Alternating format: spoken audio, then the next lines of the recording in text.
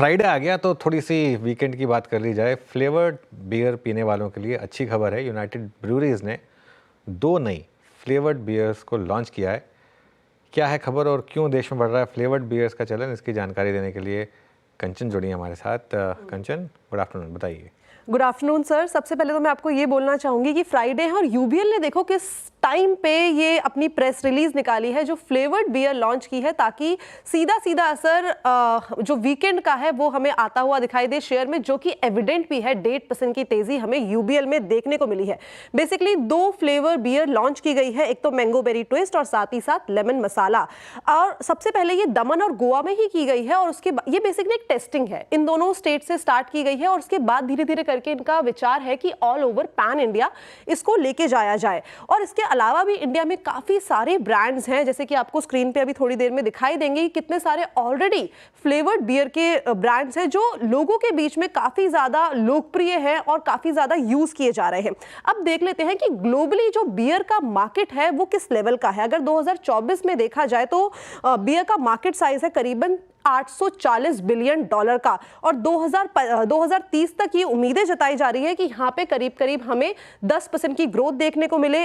10% 6.5% से लेके 10% की ग्रोथ देखने को मिल सकती है।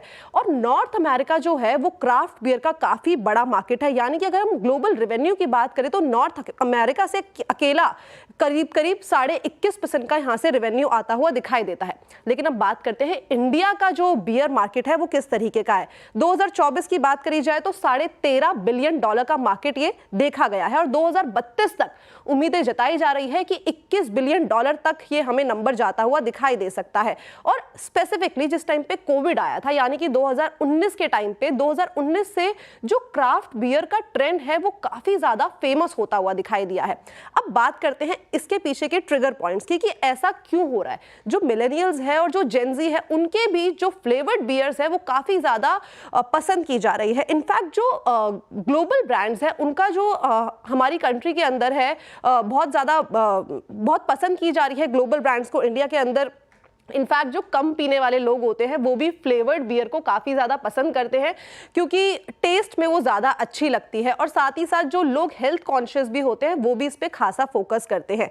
अब एक चीज़ मैं यहाँ पे मेंशन करना चाहूँगी कि जो ये दोनों फ्लेवर्ड बियर लॉन्च हुई है वो सेल्स में तो यूबीएल के ज़्यादा कंट्रीब्यूशन नहीं देने वाली है, बिकॉज अभी ये 2 ही जगह हुई है, दमन एंड गोवा में। लेकिन अगर इसे ये ऑल ओवर पैन इंडिया में एक्सपैंड करते हैं तो वहाँ से नंबर्स में हमें एक अच्छा खासा इजाफा आता हुआ दिखाई दे सकता है। इनफैक्ट जो मार्केट एक्सपर्ट्स हैं वो भी इस सेक्टर की कंपनी में काफ़ी ज़्यादा बुलिश है। उम्मीदें जताई जा रही है कि जो नतीजे आएंगे वो पॉजिटिव साइड में हमें आते हुए दिखाई देंगे। लेकिन अनुज सर, मैं आपसे पूछना चाहूंगी कि रिसेंटली अभी कोई गोवा जाने का प्लान बना रहे हैं?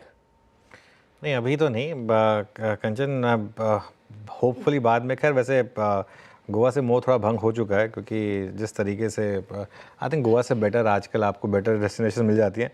बट मैं सिर्फ इसमें एक चीज़ कहूँगा और आई थिंक बीरू एग्री करेंगे इस बात से कि बियर को बियर ही रहने दीजिए। मतलब मैंगो लस्सी बियर, मैंगो लस्सी पी लीजिए अगर आपको पीनी है ना वीरू। मतलब ये जो एक चलन चला है ना, एक किसी भी चीज़ में ये सब ज़बरदस्ती इनोवेट करने के लिए इनोवेट करना। आपको फ्लेवर ड्रिंक पीनी है, फ्लेवर ड्रिंक पीजिए ना। एक स्पेशली फ्राइडे इवनिंग को एक थोड़ा सा रिलैक्स, काफ़ी लोग मानते हैं, अब कई लोग नहीं मानते होंगे। मैं कोई एडवाइस नहीं कर रहा हूँ वैसे और ना ही कोई सजेशन दे रहा हूँ, लेकिन एक फ्राइडे इवनिंग को एक पूरे हफ्ते के उसके बाद एक, जैसे कहते हैं ना, एक बियर का कैन या फिर एक वो जो कई लोग एंजॉय करते हैं उसको, उसमें ज़बरदस्ती के फ्लेवर्स मत डालिए। वीरू, आपका क्या व्यू रहेगा? बिल्कुल, मुझे लगता है सबसे उत्साहित कंचन ही नजर आ रही हैं, आप और मैं तो बिल्कुल नहीं है ना। अपन तो बिल्कुल नहीं है।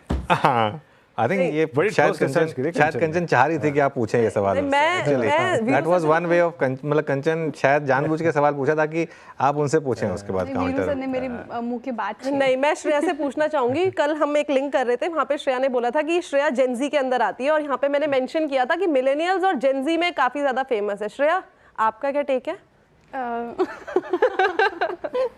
बियर तो मैं पीती नहीं कंचन, तो मेरा कोई टेक ही नहीं है। अब एक काम करते हैं, अब थोड़ा सा टाइम कम है कंचन, शुक्रिया। एक बार वीरू के पास चलते हैं। वीरू, थोड़ा सा वीकेंड की फिल्मों के बारे में बता दीजिए। अरे अनुज, आज इमरजेंसी रिलीज़ हो रही है कंगना स्टारर, और मेरे ख्याल से काफ़ी समय से इस पर बात हो भी रही है, तो देखना चाहिए। मेरे ख्याल से पॉलिटिकल ड्रामा है ये, और ये मेरे ख्याल से इस देश का सबसे बड़ी एक घटनाओं में से एक थी। तो इमरजेंसी, और इसमें जयप्रकाश जी का किरदार निभाया है अनुपम खेर ने, और मिलिंद सुमन ने सैम मानेकशॉ का। तो ये किरदार, ये मूवी आपको देखनी चाहिए। दूसरी बैक इन एक्शन ये है जेमी फॉक्स और कैमरन डियाज की। ये एक CIA एजेंट्स थे जो रिटायर्ड, उनका कमबैक कैसे हुआ उस पर ये मूवी है। और अनुज, ये जो ब्लैक वारंट है ना, ये नेटफ्लिक्स की सीरीज़ है, ये ज़रूर देखिएगा। ये तिहाड़ जेल के जेलर थे सुनील गुप्ता, उनकी बुक पे आधारित ये सीरीज़ है। अगर आपको रंगा बिल्ला केस के बारे में या फिर चार्ल्स शोबराज के बारे में, उनके कैरेक्टर्स को समझना है या देखना उन्होंने क्या किया, ये सीरीज जरूर देखिएगा अनुज। मैंने इसका भी एक एपिसोड देखा, प्रभावशाली था, यकीन मानिए। बट इमरजेंसी तो सब देखेंगे मेरे ख्याल से। इमरजेंसी सब देखेंगे। रावत सर, आप जा रहे हैं देखने? जा तो नहीं रहा, मैं जाता तब जब मुझे कोई इनवाइट मिलता है। इस बार इनवाइट नहीं है, एक था का इनवाइट, वो कैंसिल हो गया। देखने चाहिए। एकदम जुगाड़ निकाल लिया है तभी इनवाइट मिलने पे ही जाऊंगा। नहीं, प्रकाश सर के पास ज़्यादातर इनवाइट्स होते हैं, खैर चलिए अब एक काम करते हैं। ये 4 मूवी, ये स्पेशली इमरजेंसी और ये ब्लैक वारंट, याद रखिएगा ये 10 जनवरी को रिलीज़ हुई थी नेटफ्लिक्स पे। 23,200 निफ्टी और निफ्टी बैंक करीब करीब 48,556 पे। लेकिन फाइनली निफ्टी IT आज, याद रखिएगा, post 13 June first time close हुआ है 100 डे एक्सपोनेंशियल मूविंग एवरेज के नीचे। और अगर मैं इसे वीकली पे ट्रांसलेट कर दूं तो close below 20 week exponential moving average for Nifty IT। Anuj के पास चलते हैं इस क्लोजिंग को देखने के लिए। अनुज, ओवर टू यू। बिल्कुल, चलिए वीरू, अब मार्केट क्लोजिंग देखते हैं। करीब 115 पॉइंट नीचे निफ्टी, 0.5% के करीब। बैंक निफ्टी करीब 1.5% और निफ्टी IT 2.25% नीचे। सबसे ज़्यादा नुकसान आज निफ्टी IT में ही हुआ, करीब 2.5 से 2.25% का। 1160 पॉइंट नीचे रहा ये इंडेक्स। ऑब्वियसली काफ़ी बड़ा इम्पैक्ट इन्फोसिस का था यहाँ पर। मिड कैप इंडेक्स हालांकि ग्रीन में बंद हुआ आज, 80 पॉइंट ही सही लेकिन ग्रीन में। स्मॉल कैप इंडेक्स भी थोड़ा सा ही सही लेकिन ग्रीन में बंद हुआ। एडवांस डिक्लाइन इसके लिए मार्जिनली ही सही लेकिन एडवांसेस के फेवर में बंद हुआ। अब जरा एक बार सेक्टोरल हीट मैप लेकर आइए जरा, और वहाँ देखते हैं किस तरीके के मूव्स रहे। उसमें आप सबसे ऊपर, मैं सबसे ज़्यादा नीचे देखेंगे ऑब्वियसली निफ्टी IT को, करीब 3.5% नीचे ये इंडेक्स बंद हुआ। उसके अलावा फाइनेंशियल्स और बैंक निफ्टी में 1.5% की वीकनेस थी। यहाँ एक्सिस बैंक का इम्पैक्ट था, लेकिन एक्स ऑफ दैट मार्केट उतना बुरा नहीं था। कुछ इंडेक्स थे जैसे कि PSU इंडेक्स में अच्छी रैली थी 1.5%, कैपिटल गुड्स इंडेक्स 1.5% ऊपर था, ऑयल एंड गैस 1.5% ऊपर था, यहाँ रिलायंस का इम्पैक्ट था, FMCG 1% इंडेक्स ऊपर था, रियल एस्टेट 1% ऊपर था, मेटल्स 1% ऊपर था, और फार्मा करीब 2.5% ऊपर था। लेकिन दिक्कत क्या थी कि जो 2 मार्केट के सबसे बड़े इंडेक्स हैं वहाँ बड़ी गिरावट थी। निफ्टी IT 2.5% और निफ्टी बैंक 1.5%। इन दोनों को अगर आप मिला दें, निफ्टी बैंक और निफ्टी IT को, तो ये करीब निफ्टी का 50% से ज़्यादा है। तो इसके लिए निफ्टी पर थोड़ी सी वीकनेस आई। अब निफ्टी का हीट मैप देखते हैं एक बार ज़रा, जिसमें आपको ये दिखाई भी देगा।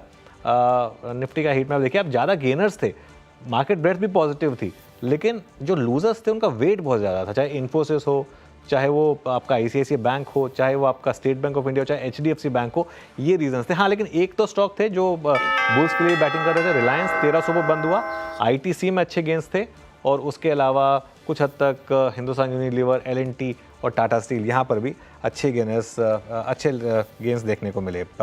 लेकिन वीरू, हफ्ता जो है काफ़ी टायरिंग रहा ये वाला ट्रेडर्स के लिए, इन्वेस्टर्स के लिए। कुछ उम्मीदें जगाई हैं वैसे इस हफ्ते ने। एक चीज़ तो मैं कहूँगा, और कुछ नहीं तो मिड कैप इंडेक्स हफ्ते में फ्लैट बंद हो रहा है।